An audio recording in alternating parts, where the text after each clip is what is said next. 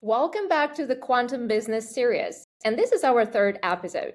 Behind every successful technology ecosystem, there is something less visible but very impactful, such as institutions, alliances, industry partnerships, talent pipelines, government program, and capital flows. Today's guest, Jason Yager, is one of those rare leaders who has built quantum infrastructure from multiple perspectives. He has spent decades operating in Montana's photonic industry, from engineer to COO, before becoming executive director of Montana Photonics and Quantum Alliance. Jason, it is a really great pleasure to have you here today. Well, thank you. I'm very much appreciative of being here today. I'm excited as it's such an exciting time in our community, both regionally and in the quantum space nationally and internationally. Right, right. And before we dive deep into the discussion, would you take a moment to tell our audience more about MPQA and actually what motivated you to create this type of regional alliance? The Montana Photonics and Quantum Alliance was founded in 2013, but the organization has its roots going back actually far beyond that. Montana has a rich history in photonics. This is not new. It goes back to the early 80s.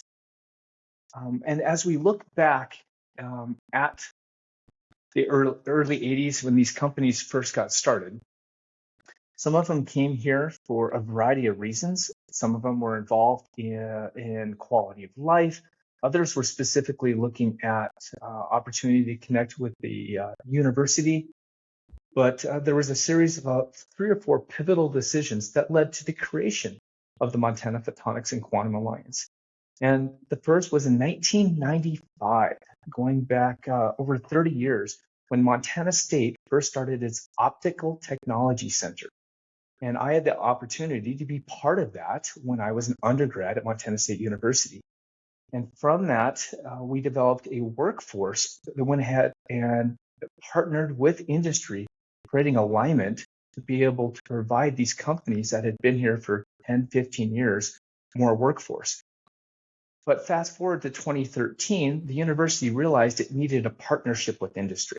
Right. It couldn't connect. The industry was growing too rapidly. And the director of that, Dr. Joseph Shaw, reached out to a colleague of mine, Larry Johnson, who had just sold a company, a photonics company, to Newport. It was ILX Lightwave. And as such, he had some time on his hands and asked him, would you be interested in bringing industry together and creating a single voice? Well, Larry said yes. And in 2013, the Montana Photonics and Industry Alliance was born, which has now been rebranded to Montana Photonics and Quantum Alliance. And we now have over 80 members spanning 3 continents, and couldn't be more excited about what's happening regionally, nationally, and internationally. Absolutely. And Jason, you have such a unique vantage point. You operating at the intersection of federal agencies, state government, universities, private capital. And it already looks like there is a kind of a multi-level ecosystem of different interconnected institutions that support the quantum industry development, right? So could you walk us through these architectural layers and the role each one plays in it? And more importantly, for our business audience, why does understanding this holistic institutional architecture matter on how they read the opportunities on the quantum market? That's a great question. And in retrospect, this wasn't strategic at the very beginning. It was completely organic. Companies wanting to be here in Montana for a variety of reasons, quality of life, many returning home after successful careers elsewhere, realized a need for qualified workforce, and hence the partnership with Montana State University. These companies brought together several $100,000 and helped form the OpTech Center, which we talked about briefly, which was the first component of this. That was an industry academic connection.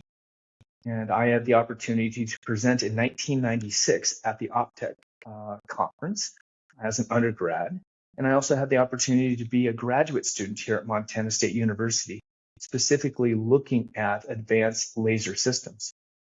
However, as the industry and community began to evolve, once again, still organically, and you'll have industry and academia, there was a realization that industry didn't speak with one voice. And we needed to figure out what we were good at. So Larry Johnson, who founded MPQA, sat down with Dr. Joseph Shaw and started a conversation. And this is a conversation that truly needs to happen in every community. And they asked this: what makes us special? What are we good at? So I remember being in the room, and this was back even before MPQA was formed. And we asked the question, what makes us special? What makes us unique? And it was a very difficult and sometimes heated conversation. And the answer came down to photonics. And in photonics, it was remote sensing, whether that's LiDAR, whether that's laser systems. And from that, the community was able to evolve and identify as, this is what we're good at. And that kicked off the next iteration, which was, how do we brand? How do we incorporate? And how do we bring in that next voice, which is government? So the city of Bozeman was a key collaborator and has been and was the primary funder of the MPQA for nearly a decade. They were pivotal. From that evolved to connection with our federal delegates. And I'll give you a couple examples. Montana Senator Steve Daines serves on the Congressional Caucus for Optics and Photonics nationally. Montana Senator Tim Sheehy sold a company to CACI, and this was one of the largest exits in the history of the state of Montana. And that company uses advanced photonic systems to acquire and target drones, and then provides counter-UAS technology. So we have two federal delegates with deep backgrounds in photonics and quantum. And then that evolved to bring in the state, and specifically Governor Greg Gianforte, who has now led two diplomatic trade missions to Asia focused on advanced photonics and quantum as one of the key components. And we're excited to continue having his support, both state, national, and international, in promoting what's happening. So we've got three components: academia, government, and industry rowing together. And now we're working on that last component, which is the capital. And what an exciting time. I had the opportunity to go to the World Economic Forum in Davos last year and announce the creation of Meaningful Ventures 2.0, which I'm sure we'll talk about more here. Yeah. By putting that capital into an ecosystem rowing together, what we're seeing is exponential growth. And I'm excited to say Montana now has the highest density of photonics companies anywhere in the United States. Right. I think that's an excellent example of like bottom-up evolution, right? And this is a really good pattern for other regional and local kind of entities, right, to do the same.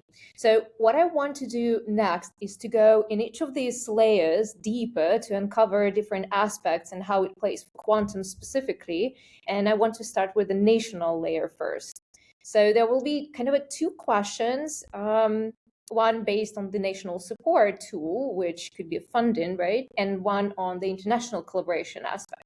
So let's start with the first one. I know that U.S. National Science Foundation has recently committed to about $1.5 billion over decades to the X Labs initiative, right, to tackle the present scientific challenges through novel and innovation research partnerships. And I think that quantum interconnects and integrated photonics are those priority areas that are sitting in that pool of funding.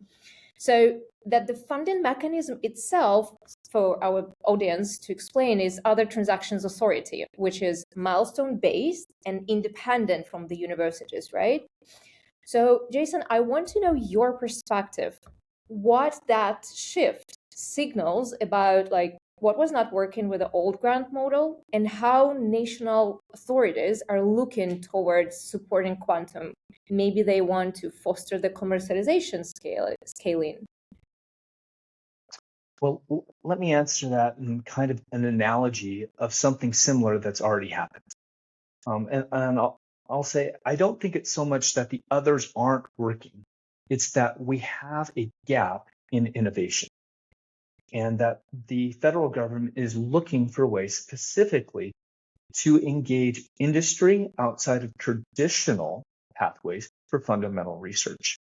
So I'll use the example of the Defense Innovation Unit, DIU. DIU was born out of the Middle East conflict with Iraq in the US, where special forces had identified that the technology that you and I use daily had innovated beyond what they were receiving from the primes. Now, the special forces were obviously very capable and were able to take and integrate their technology, handheld phones and others, directly into forward operations very successfully. In a review and lessons learned from those conflicts, the US government identified that because of the structure that had been put in place, and decades of structure, innovation wasn't being driven because of bureaucracy that had been created in the defense industry. DIU was born out of that to be able to find pathways for commercial devices to deploy in forward operations. And I believe in the last session in 2024, DIU received over $1.5 billion. And I'm very excited to share that here in the office building I sit right now is one of the new on-ramps for 2025 here in Bozeman, Montana. So somewhat of a validation of the defense and advanced technology that is happening here in the community. Fundamental research has a similar challenge. And 2 weeks ago, the Department of Energy held an industry roundtable for over 5 hours, specifically addressing the need for new pathways of innovation. And X Labs is a move in that direction. So the organization that can host it, it can't be a consortium. It can't be academia. They're looking to create something new to see if we can find new pathways for innovation. Because as we know, there's an inverse relationship with size of organization and innovation. And this is a move in that direction. And I will say it's not in isolation, because immediately after that announcement of the $1.5 billion for the NSF X Labs, we also see that the federal government issued over $2 billion to about 10 quantum companies, IBM receiving the most at $1 billion. So whether this is an intentional move to say we need to bring industry more directly into fundamental research, or whether this is an outflow of saying, leave no stone unturned, we're seeing movement across that space. Yeah, and it's quite interesting because quantum actually sits at the crossroads of two competing frames from the national perspective. One is national security and one is international cooperation, right? So based on your experience and observations broadly on the global arena, where is actual balance falling in quantum right now? Is it kind of a security heavy, or maybe that's cooperation heavy, or maybe it's balanced? Well, this tension to some degree is healthy, because if we swing the pendulum too far to either side, we either end up with isolationism, which we see in some countries, or we have too much transparency. And even here in Montana, historically, we've seen some of this. I'll give you an example of that from my own personal experience, where a company in the 90s hired a young man with a green card who was a PhD in mechanical engineering. This man was from China, and he was hired to work on a medical product. 90 days into his employment here in Bozeman, Montana, this young man, we'll call him Charlie, disappeared. And they called his phone. Charlie didn't answer. And so they went to his house the next day, and Charlie wasn't there. And they couldn't figure out what happened to Charlie. Well, they went to look to see how far he had made it on that medical photonic product. And the answer was none. That company also did defense work for a country in the EU. And this individual was researching that technology and disappeared from the face of the earth. So there is a tension. We can't be completely transparent, but we also can't be isolationist. And in the quantum space, we saw a change here 2 years ago when the Trump administration stepped into place. Some of our members in our industry association had millions of dollars of purchase orders that were eliminated overnight. But that being said, there also is leadership from DC, and I'll give an example of the program AUKUS. And some people may not be familiar with this, but this is a partnership between Australia, United Kingdom, and the United States, established in 2021. And this alliance aims to promote stability within these three countries, and it specifically targets deep tech technologies to allow cross-pollination, collaboration in areas like quantum and nuclear and defense. And programs like this enable companies to be more strategic in their partnerships, allowing them to bridge gaps. And it is working. And I'll give you an example here in our backyard in Montana. A family office had purchased a company in the UK many, many years ago. And last year, that family office began to buy up more quantum or more photonic companies. One of those was in Spain, and the other is in Bozeman, Montana. So you now have companies working collaboratively because they're owned by a family office on two continents in deep tech technology. And that family office flew in and joined me and went to an evening at the governor's mansion here in April. And I just learned when I was in London last week that that family office also sponsors a conference at Oxford University every year.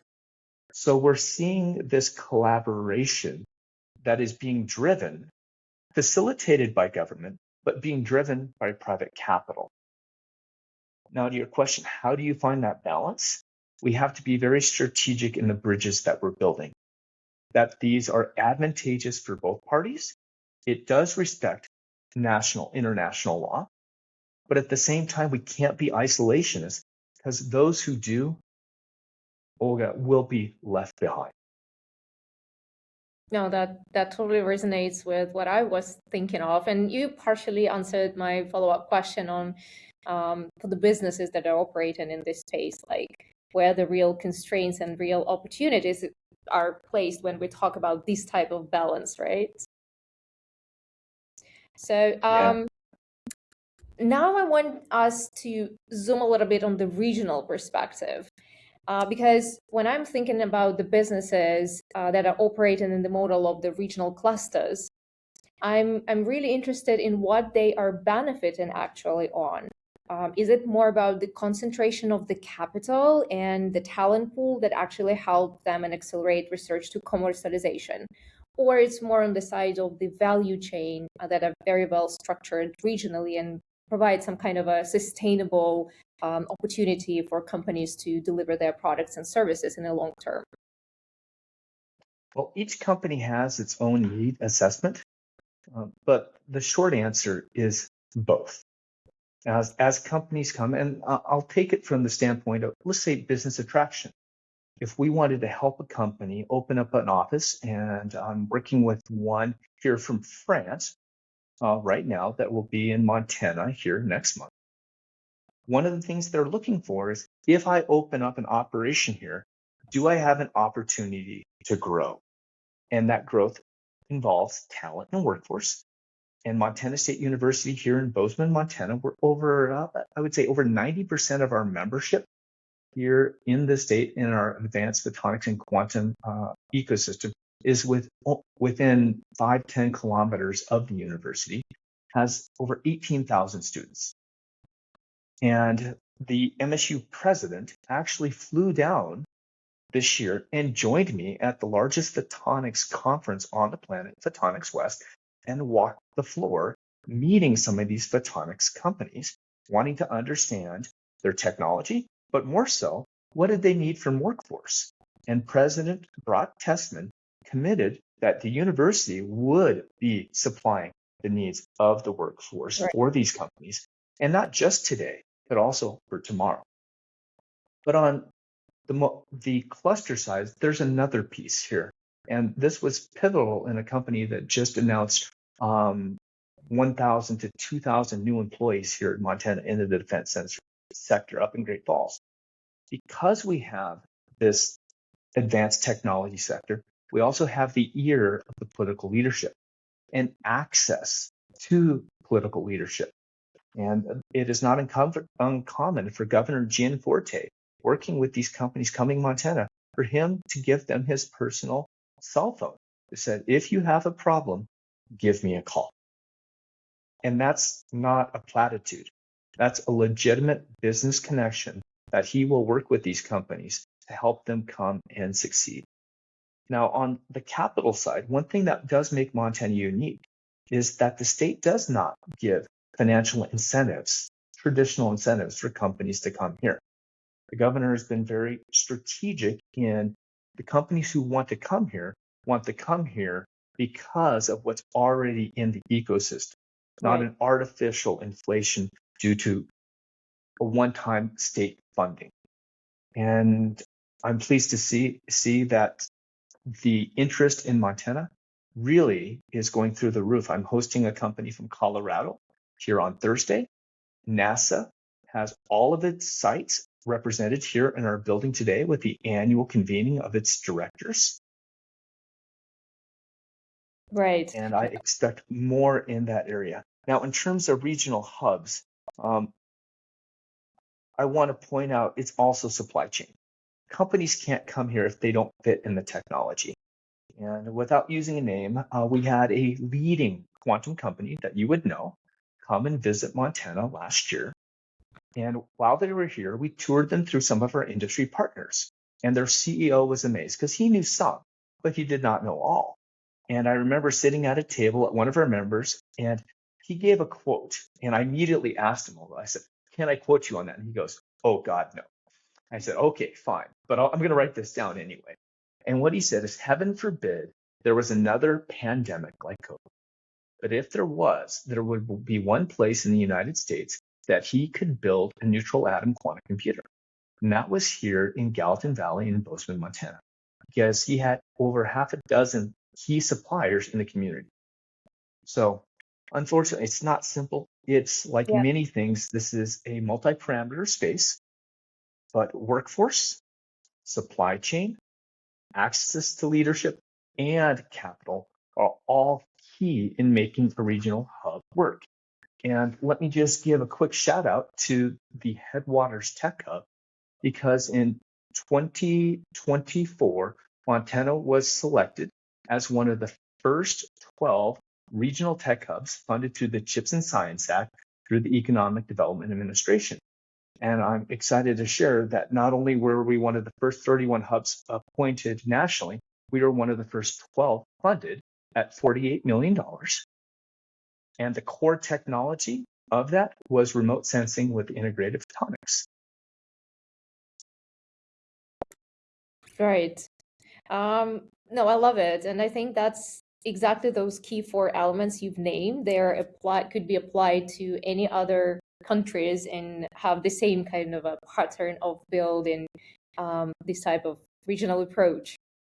Right. Now let's move on to the private capital piece. I think that's the last one, but not the least.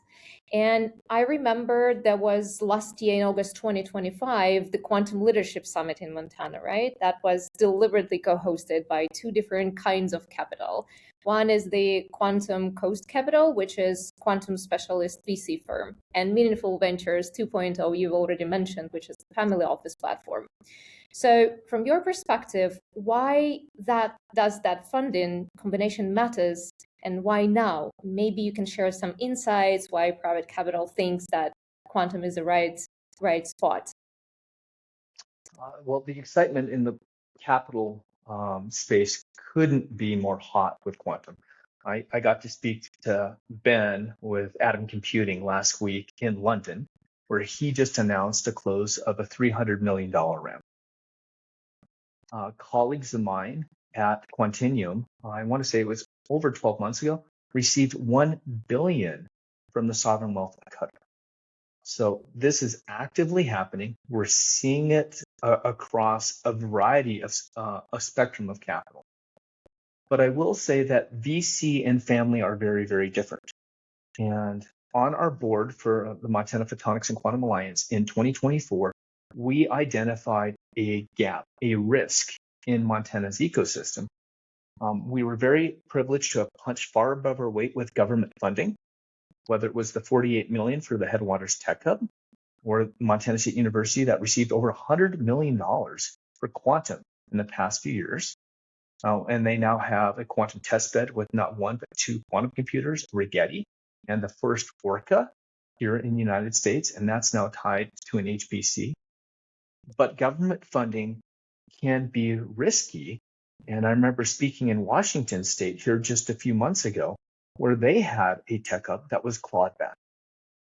So government funding in deep tech can be used as an impetus for a transition, but it cannot be foundational. Because if it's foundational by itself, it can be here today, gone tomorrow. So how do we address that? We need access to other funding mechanisms that have more of a long-term horizon. Now, in some regions, that's the state.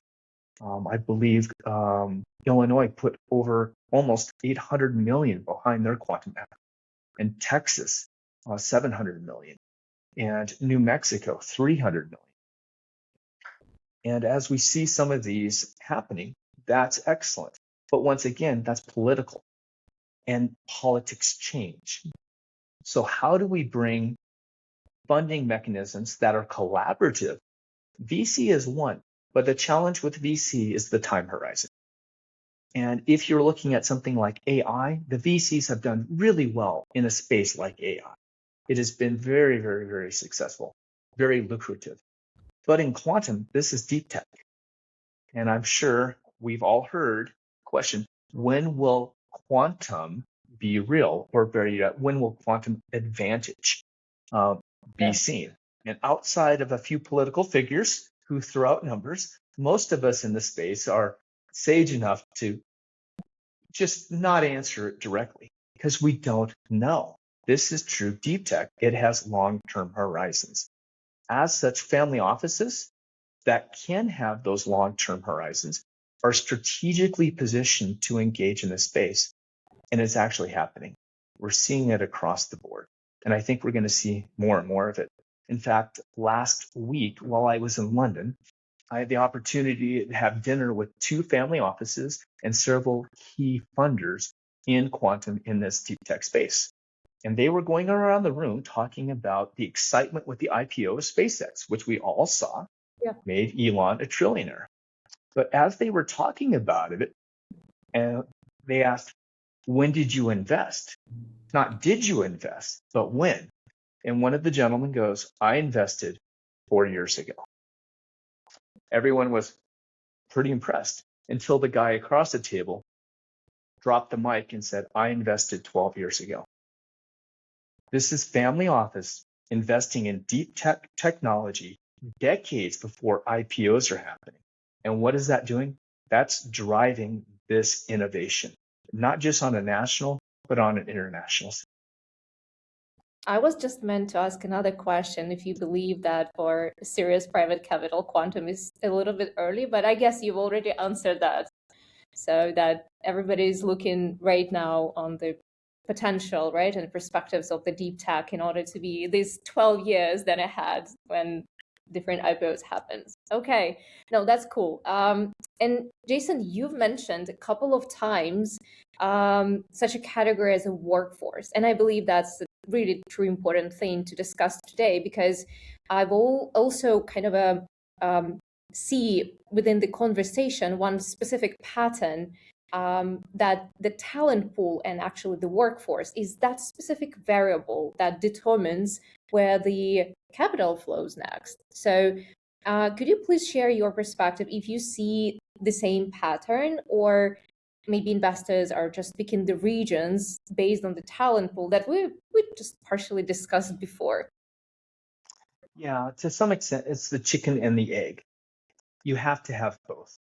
If capital were to move in a region and try to grow a industry, but there wasn't talent, then they would have to recruit that talent in. That takes time.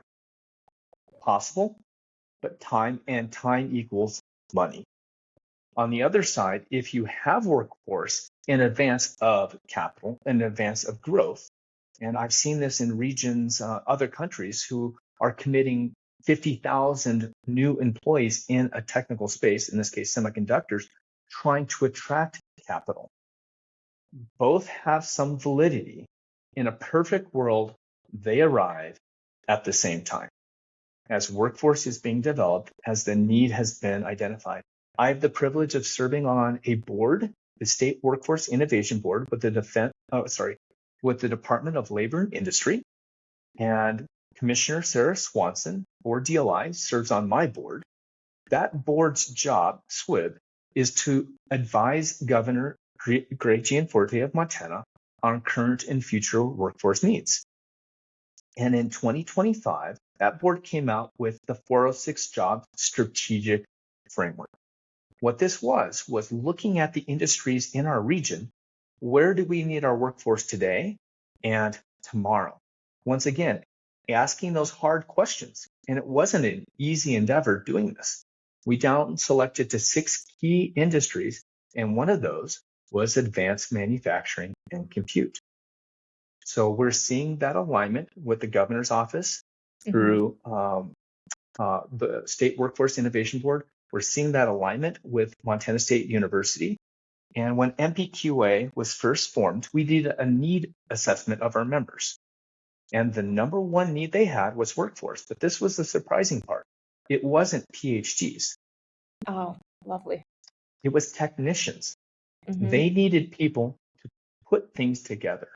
And I remember being back in the beginning in the 90s when I started my career as a laser engineer. We had electrical engineers, mechanical engineers, and physicists. That was the entire team that designed, prototyped, manufactured, and produced advanced laser systems. And we now have from the Valley photonic devices on all 7 continents. Another company just landed another device on the surface of the moon, many devices on the surface of Mars. But that was the beginning. That's not where it ended. As the ecosystem evolved, there was a need for more and more people technically trained who could assemble. So with that assessment, the MPQA wrote a curriculum.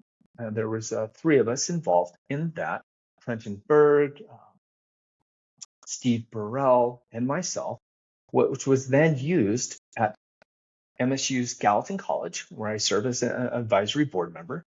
And that program was launched in 2016. I had the privilege of teaching part-time 1 year at the college, and I still have such good memories of that. But from 2016 to 2026, they've had 100% placement of every graduate since inception. Why? Because it was industry needs aligned with academia, produced a pipeline that steps right into industry. So coming back to the root of the question, it's not an either. In a perfect world, ecosystems that are moving forward, it's a both. You need the workforce and you need the capital arriving synergistically to drive. Yeah, and you've already touched a little bit on the talent profile, talent that not only PhDs in physics, right, but also technicians are those we need. But can you please dive deeper and give your perspective on this workforce profiling? So whom are needed by the quantum field actually right now?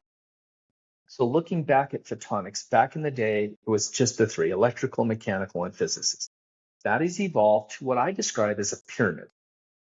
You still need PhDs coming out of university and labs to do the fundamental research. But you don't need as many PhDs as you need design engineers who take that fundamental research and deploy that into products. You also need the the industrial engineers, the manufacturing engineers that take that design and move that into production.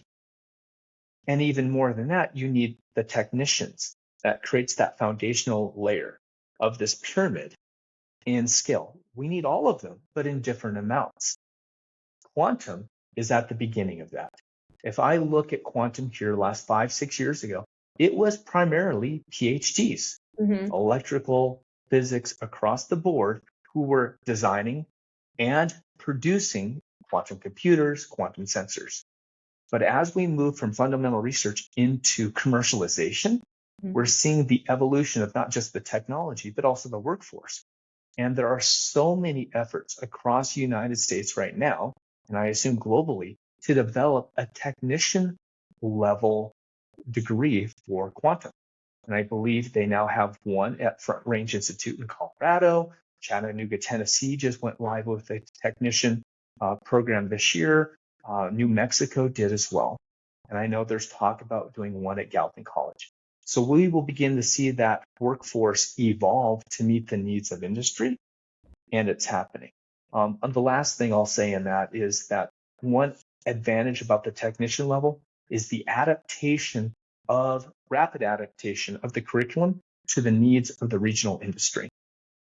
And in Montana, in our quantum space, it's quantum materials, quantum communications, and cryo. And we are dialing that workforce in to meet the needs of the industries that are here. And as we do so, we're definitely seeing more interested companies wanting to be part of that. Yeah. And I want to make right now for our audience kind of a case study to showcase how those three different layers and the workforce itself are meeting together and how they work. And if I had to pick one technology to showcase that, that would be integrated photonics. And I know that many experts now describe integrated photonics as a foundational infrastructure for quantum systems, like the same what semiconductors became for classical computing. So, Jason, would you share your perspective why is integrated photonics is getting so much attention right now, and what problems does it solve? Well, one of the ways I've seen this described is that quantum and photonics are entangled technologies. You don't have quantum without the other, and photonics at its root is a quantum mechanical effect. So these two technologies are evolving. Why do we see the push? Because quantum is moving from fundamental research into commercialization. That deployment from research into commercialization is being enabled by integrated photonics. And if we look at the core technology behind the Montana Headwaters Tech Hub, we said remote sensing and photonics, but the core technology is integrated photonics. And I have the privilege of serving as the PI on a $15 million federal award from the EDA developing integrated photonic capabilities here in Montana. We call this the IPE project, Integrated Photonic Ecosystem. And last year, we were able to onshore a company from the Netherlands out of the Photon Delta ecosystem, Fix Inc., who has now opened up a clean room and operations in Montana for PIC packaging. In addition, we've been able to partner with the university, and we were able to deploy 8 figures in integrated photonic infrastructure. Why is this important? Because we see this as the next evolution of not just photonic devices, but of quantum as well. And this isn't isolated by any means. If you look at the Tech Hub in Colorado and New Mexico, Elevate Quantum, what is the core technology of that? Looking underneath, it's integrated photonics. And if you look at what NVIDIA just did, they just issued $4 billion to 2 photonic companies. Why? Because they see the next evolution of data center using PIC technology as well. So though PIC, photonic integrated circuits, is somewhat nascent in its deployment, it is being driven rapidly across the globe. And it truly is a race. And in the quantum space, this is how we are going to achieve that next evolution of quantum. So that quantum computing advantage comes and deployment into real life applications. And that is integrated photonics. And I do have to take a moment just to give a shout out to Photon IQ. It's a brand new endeavor launched by MPQA this year for the commercialization of integrated photonics. We have an RFP that just went live here in June that will close on June 30th, and that will fund 3 to 5 photonic integrated circuit product development initiatives, somewhere between $200,000 and $300,000. And for those who would like more information, you can go to www.photonIQ.com photon-iq.ai. So thank That you was for direct. allowing me to give a shout out on that. Lovely, lovely. Okay, and before we wrap up, I usually take a question for my guests on the forward-looking perspective. So, Jason, let's imagine this is like 3, 4 years out of this day, like June 2030s. And how do you think would the institutional architecture for quantum domain change a lot, or maybe that would remain the same? And specifically on your side, which part of it you will be continue focus on and continue building? One of the challenges I'm seeing that is being addressed, and I hope to see come to fruition in the very near future, is that as regions, ecosystems evolve, as we talked about with government, with industry, with academia, private capital, but those regions don't exist in isolation. They're part of nations. They're part of the globe. So I would love to see regions begin to specialize in quantum, because as they self-identify what are their core strengths, then they can identify their lanes, and we can figure out how to collaborate, not just within states, not just within nations, but globally. And I've been part of many conversations across the world recently. I had the opportunity to go with Governor Greg Gianforte on a trade mission to South Korea and Japan last year, focusing on quantum. As regions begin to identify core competencies and expertise, then we can begin, instead of replicating the wheel and duplicating efforts, we can specialize in beginning to connect. But to do that, it can't just be connection on industry. It can't just be a connection with academia. It can't just be a connection with government. It can't just be a connection with capital. It has to be all of those working together. Yeah, I would love to see that synergy, honestly. Right. I think this is it. Thank you, Jason, a lot for this insightful conversation. That was fantastic. I got a lot of my notes, to process it later. And I still have a question to our audience, a little bit to reflect on. How do you think will the future quantum leaders be more individual companies, regional, or national level entities? So put your thoughts in the comments and stay tuned until the next episode.